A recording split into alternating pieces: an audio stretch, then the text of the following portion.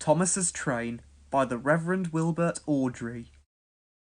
Thomas often grumbled because he wasn't allowed to pull passenger trains. The other engines laughed. "You're too impatient," they said. "You'd be sure to leave something behind." "Rubbish," said Thomas crossly.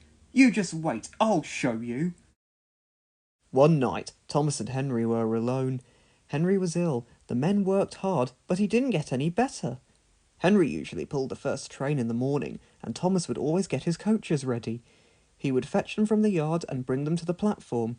"If Henry is ill," thought Thomas, "perhaps I shall pull his train."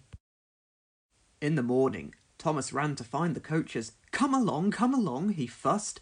There's plenty of time," grumbled the coaches.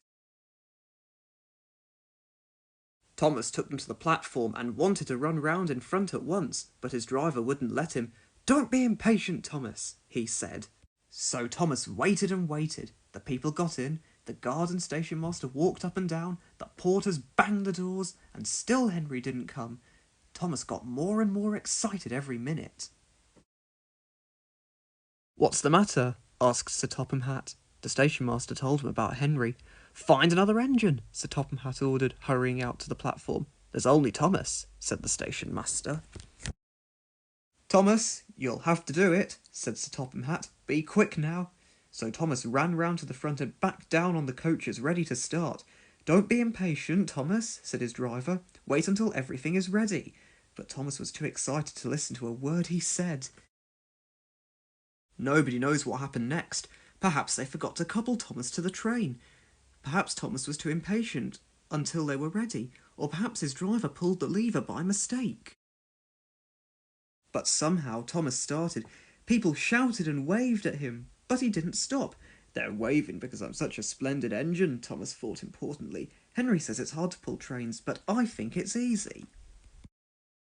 "Hurry, hurry, hurry," puffed Thomas, pretending to be like Gordon.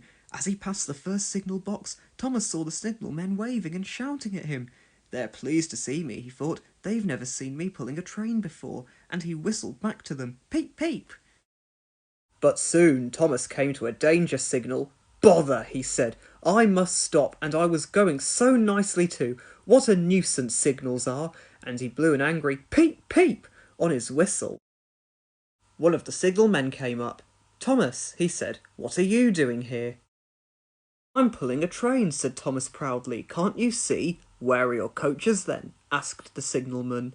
Thomas looked back. "Why, bless me," he said, "if we haven't left them behind." "Yes," said the signalman, "you'd better go back and fetch them."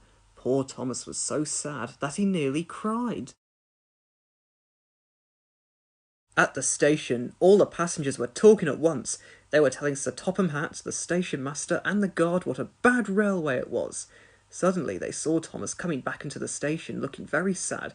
When everyone saw how sad and sorry he was, they couldn't be cross any more. So they coupled Thomas to the train, and this time he really pulled it. Thomas worked very hard all day long, and he wasn't impatient at all. "You've been a very useful engine," said his driver. "Well done." But for a long time afterwards, the other engines laughed at Thomas. "Look," they said, "there's Thomas who wanted to pull a train but forgot about the coaches." The end.